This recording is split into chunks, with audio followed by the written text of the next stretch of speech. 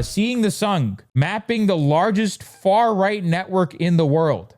It's India, baby. India has the largest fascist network on the planet. If you live in America, there's a good chance these guys have an organization living next to you right now. Seeing the Sun is the world's first comprehensive map of the organizational affiliates surrounding the Rashtriya Swayamsevak Sangh, the RSS. So this is a report done by the Caravan, and the Caravan is one of the most goated independent news outlets on the planet. This is incredible work that they've done. Seeing the Sun is the world's first comprehensive map of the organizational affiliates surrounding the Rashtriya Swayamsevak Sangh, which together constitute the largest far-right Nazi network in the world. This interactive data set, which currently includes comprehensive qualitative and quantitative data on over 2,500 organizations, is stored at a repository housed at the Science Post Center for International Studies, SERI, and has been fact-checked and published by the Caravan. This project arises from and seeks to correct a long-standing fuzziness around the organizational architecture of the Hindu far right. The RSS formally acknowledges only about 3 dozen affiliates, even though it is widely understood to coordinate a sprawling network. Internally, the RSS publications and leaders routinely describe this constellation as a unified entity. Externally, they have consistently attempted to disguise, dilute, or deny ties with many of these bodies. As a result, we have never had access to a full picture of how this ecosystem functions, how resources circulate, where authority lies, and where the RSS's influence begins and ends. To address this gap, Seeing the Sun researchers spent 6 years excavating the network from the Sun's own documentary trail. All evidence was sourced from publicly available materials with the Sun's own publications at its core, and then corroborated with academic literature, financial filings, and government documents. The result is a public resource that offers for the first time a fuller picture of how this ecosystem works. What are your thoughts on the Hindu American Foundation? They are a front for the RSS. Hindu on Campus is also listed here. Hindu on Campus is a Twitter account that I've had run-ins with, that I've had beef with. If you spot any inadvertent errors, glitches, or have any information on additional filings on additional organizations, please share it through the submission form. For details on the project and its methodology, read our FAQs. For a deeper reflection on why such an intervention is necessary, read Felix Paul's essay. Hindu on Campus actually made a video of me when I was on Hassan's broadcast, actually. It's a front organization for the RSS. Hindu on Campus is a Nazi organization. It's a front organization which basically recruits like Indian American, British Indian, Canadian Indian, and Australian Indian. Accounts like Hindu on Campus, orgs like Hindu on Campus are partially the reason why I did that rant on anti-Indian racism. And the reason I get very vocal about anti-Indian racism is because you're pushing people towards organizations like this. There's a reason why the rest of the world sees Hindus in India in general being a largely vegetarian and cow-worshipping country when it's actually not. Yeah, it preys on diaspora, upper caste diaspora Indians. They will turn anti-brown people racism, anti-Indian racism into anti-Hindu racism. When up until recently, most racism that Indians encountered, right? Much of the racism that Indians encountered wasn't because they were Indian, it's because they were brown and they were confused for Muslims. Now it's flipped. Now, what I see, at least on the internet these days, is more open racism towards Indians. Now I see more vitriol towards being Indian specifically. And this is exactly what Hindus on Campus is preying on. This is what this organization preys on. It preys on disaffected Indian American, British Indian, Canadian Indian, Indian Canadian, Australian Indian youth. It's not just that they're preying on far right, they're preying on people that were already inclined towards the far right. No, there's a reason that Hindu on Campus uses progressive language, right? They use progressive anti-imperialist language. If these guys were to say, no, if they were to say, no, Brahmins are superior to Dalit people, they're superior to everyone else. If they were to openly come out with whatever happens in India and they were to say yeah, this is correct, right? Killing people is correct. Lynching people is correct. That's it. That's insane. So they're doing this. They're using anti-imperialist language. They're using left language, quote unquote, to pull people towards their side. That's what I'm saying. You can't give these people a f***ing inch. The Sangh does not control, neither directly nor remotely. Mohan Bhagwat, the chief of the Rashtriya Swayamsevak Sangh, insisted during a conclave in August. The organizational fountainhead of the Hindu right is celebrating its centenary, its 100-year anniversary this year. In a series of public events to mark the milestone, Bhagwat took on the air of an aloof parent, as if eager to distance himself from his children. The RSS is at the center of a sprawling network of organizations, but Bhagwat claimed that the Sangh affiliates are independent, autonomous, and they gradually become self-dependent, quote unquote. In several of its public materials too, the RSS repeatedly disavows a relationship with organizational progenies that fall outside the approximately 36 affiliates it officially acknowledges.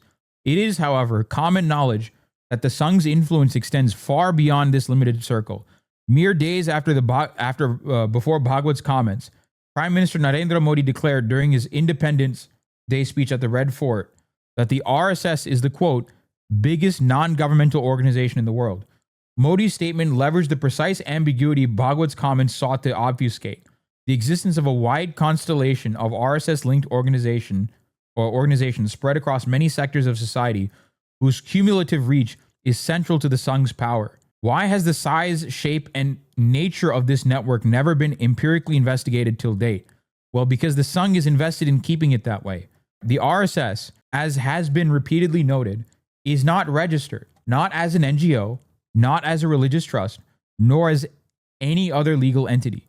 The Caravan's July cover story titled, quote unquote, "The RSS does not exist," demonstrated how this lack of traceability on paper allowed it to set up quarters in the heart of the national capital without having to disclose its sources of funding or even who its members are.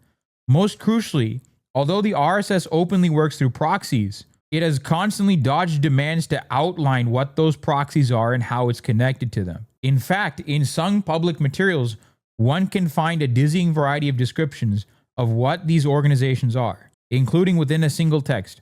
For example, in Rakesh Sinha's 2019 book, Understanding RSS, these organizations are collectively described at different points as, quote, affiliates, organs, fronts, or progeny that belong to the RSS. Ratan Sharda's RSS 360, Demystifying Rashtriya Swayamsevak Sangh, published a year earlier, also moves fluidly between affiliate, RSS-inspired projects, sister organizations, allied organizations, RSS-related organizations, and associate organizations that are quote-unquote run by the RSS. Given this fluid language, it is unsurprising that most research and reporting into the Sangh has been hamstrung by a broad environment of uncertainty and confusion. Because journalists and analysts have, for the most part, been denied meaningful access to the inner workings of the RSS, they have mostly been confined to studying its ideology or its most visible affiliates, such as the Bharatiya Janata Party or the Vishwa Hindu Parishad. The result is a body of work that is confined to what the RSS says rather than what it does, to its grand declarations on nationalism and its equivocations on caste in the place of Muslims in India, rather than the mundane mechanics of how it builds and maintains power through a vast and concealed network. This benefits the Sangh immensely. It allows the organization to evade basic scrutiny and accountability to the extent that even on its 100th anniversary, when it claims dominant power, little is conclusively known about how it moves resources, where it commands authority, and where its influence ends. Like, I have a weird feeling that American leftist streamers have this feeling of like, oh, it's India, it's so far away, blah, blah, blah. It's like, it's not affecting us or anything like that. Oh, whatever, It's all the way far in India. No, the whole point of this is that they have organizations operating near you. This is important. Every single leftist streamer needs to fucking cover this now. This is talking about how the largest fascist organization is operating in their country. Maple Takes needs to cover this. Sad Girl needs to cover this. Graham needs to cover this. Brett needs to cover this. Little Bear needs to cover this. Everyone needs to cover this now. Fascism is right at their door.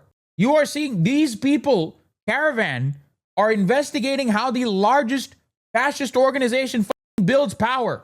This is probably this is probably one of the most important pieces of journalism ever. Forget India. This is one of the most important pieces of journalism ever. It's that important. It's that crucial. This is APAC times 10. You care about Kufi, APAC, all these lobbying organizations, right? This is APAC times 10. Because it's not just in America. There's an organization, there's an RSS affiliated organization operating out of Kuwait. As far as I know, there aren't Zionist organizations operating out of in Kuwait. There's a huge diaspora Indian population in the Gulf states. That's why they're there. Wherever Indians are, these guys are there too. Chinmay Mission was literally a children's org that was co-founded by the guy who founded the VHP. They're trying to insert fascist BS into diaspora kids. So that's why I got the ick from Chinmay Mission. Okay. I knew something was off about the Chinmay Mission. HSS, VHPA, Sewa International, USA, Hindu American Foundation, Infinity Foundation, Overseas Friends of the BJP, and the fucking Yeah. Guys, do you see why I'm telling you? Pay attention. Holy they're scattered in Atlanta. Yeah. Coalition of Hindus in North America, Asian American Hotel Owners Association. This one is probably especially Gujarati. Like, World Association for Vedic Studies, Global Indian Business Council. There's 2 in Chicago. Republican Hindu Coalition, U.S. India Friendship Council, Vishwa Hindu Parishad of America. There's several in Canada too. What? There's 4 in Ottawa, and there's 8 in Toronto. There's 2 in Orlando. Deshpande Family Foundation, of course. There's like 3 in Orlando, 2 in Miami, Houston. They've been operating in these areas for decades, mind you. London. How many? 1, 2, 3, 4, 5, 6, 7, 8, 9, 10, 11, 12, 13, 14, 15. 15 in London. 15 in London. 5 in Leicester. 1 in Birmingham. 3 in Sunderland.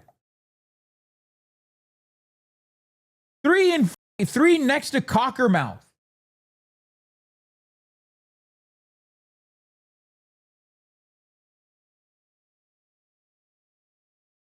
There's 1 in Rome. Rome, Italy. There's 1 in France. There's 1 in Paris. 4 in the Netherlands. 1 in Brussels. 1 in Frankfurt. No, sorry, 3 in Germany. 1 in Finland. 2 in Sweden. 1 in Sweden. 2 in Norway. 1 in Denmark. 1 in Kuwait. 5 in Kenya. 5 in Kenya. 1 in Uganda. 1 in Tanzania. 2 in Zambia. 2 in South Africa. 1 in Liberia. 6 in Mauritius. 2 in Indonesia. 5 in Malaysia. 1 in Singapore. 1 in Cambodia. 6 in Thailand. 4 in Myanmar. 3 in Hong Kong. 1 in Taiwan. 3 in Nepal. 1 in South Korea. 1 in Japan. 34 in Australia. 34, by the way. 34 in Australia. 6 in New Zealand. 2 in Fiji. 1 in Russia. What are they counting? These are the number of organizations that are affiliated with the largest fascist organization on the planet, the RSS. DC has the most, which is not surprising. 1 in Lawrence or Andover, where 1 in the Boston area. 1 in There's 1 in Hartford. There's 1 in Boston. There's 1 in Hartford. I mean, New York is not surprising. There's 1 in several in, New Jersey's not that surprising. There's 1, what is this, Bethlehem? Oh, okay, it's close. It's close to Bethlehem. RSS is the Modi party. No. The Rashtriya Swayam Sevak Sangh, it's a fascist organization. The BJP, the Bharatiya Janata Party, represents the RSS's electoral front. The BJP's job is to represent the RSS in elections. Further, the excessive focus on Hindutva discourse has flattened our understanding of the Hindu rights organizational landscape. It has fostered the assumption that ideology alone holds the movement together, that all Hindutva actors are united and comfortably part of the Sangh. Folk understandings might mention Yati Narsingh Anand, Tapan Ghosh, and Dattatreya Hosabale in one breath, as if all 3 are equally embedded in the Sangh. But this implication that those who subscribe to the movement are uniformly ideologically committed and that ideology alone is sufficient to unite a network repeatedly breaks down. In this case, for instance, Narsingh Anand has no identifiable links with the Sangh and regularly criticizes it for being insufficiently radical. Ghosh claimed to be estranged from them, and Hosabale is the Sangh's general secretary. Not all Hindutva organizations are subject to the authority of the RSS, just as not all Sangh organizations are explicitly ideological. This becomes clear when we demystify the Hindu right and recognize that, like any other movement, it is made up of flesh and blood, brick and mortar, and messy relationships, both within the Sangh and among Hindutva actors outside it. Conflict is rife, and the Sangh spends an enormous amount of energy managing, channeling, and containing it. The Sangh has sometimes betrayed a certain glee about the benefits of its opacity, while public figures such as Bhagwat insist that there is nothing to uncover beyond mere inspiration. Sangh publications aimed at an internal audience strike a different note. The RSS ideologue Ratan Sharda, for example, writes that fortunately for the RSS and unfortunately for other organizations, no one has studied or researched RSS with this viewpoint, that of the RSS coordinating a large network. Their gaze on the RSS has always been to find fault. For RSS, samanvay or harmonious coordination within and with organizations allied with it is a serious business, and that is the secret of the harmonious existence of this large Hindu undivided family. The Sangh's strategic distance from thousands of other organizations allows it all sorts of benefits. It can avoid legal or financial scrutiny. It can outsource its work and claim plausible deniability. It can manage internal tensions by accommodating contesting leadership claims. It can produce a type of segmented messaging, saying all things to all people at all times. Its organizations can be managed like a switchboard, their ties to the larger network activated and hidden as required. These elaborate but covert divisions of labor are critical parts of how the RSS expands into society. Are they saying that they're trying to look independent while not being independent? Yes. So does the RSS do a lot of union busting? The RSS they engage in hate crimes, or like organizations affiliated with the RSS engage in pogroms. Forget union busting. They engage in pogroms. Organizations affiliated with the RSS engage in pogroms. I think we need to pull up this. Now they run unions in India as well. No, I understand that. I'm saying, no, the reason I'm being like this is because I don't think you understand what the RSS actually is. But yes, they do run India. They run unions in India as well. That's another way they're able to hold power. They are able to basically engage in, ironically enough, leftist style organizing. They engage in praxis. That's partially how they're able to gain this much leverage. They engage in the very things that leftist organizations are supposed to do. That's why I'm telling you, wake the up. They have insane level ground level support. They engage in mutual aid and praxis and all that shit. As Finn Peanut is saying, they run hospitals, schools, social work, charities, etc. The RSS, the organizations at the periphery of the RSS, they run charities, they run hospitals, they run schools, and they do social work. That's what they're doing now. Part of the reason that the RSS is the most successful fascist organization on the planet is because they organize. RSS is not an organization, and its purpose is to never define itself as such. RSS is Hindutva. Hindutva is an ideology, just like Zionism. No, RSS is an organization. It is an organization. But the thing is, we can't see inside the org. It is an actual org. As the RSS put it, we don't want to create a separate Hindu society. We want to become the society.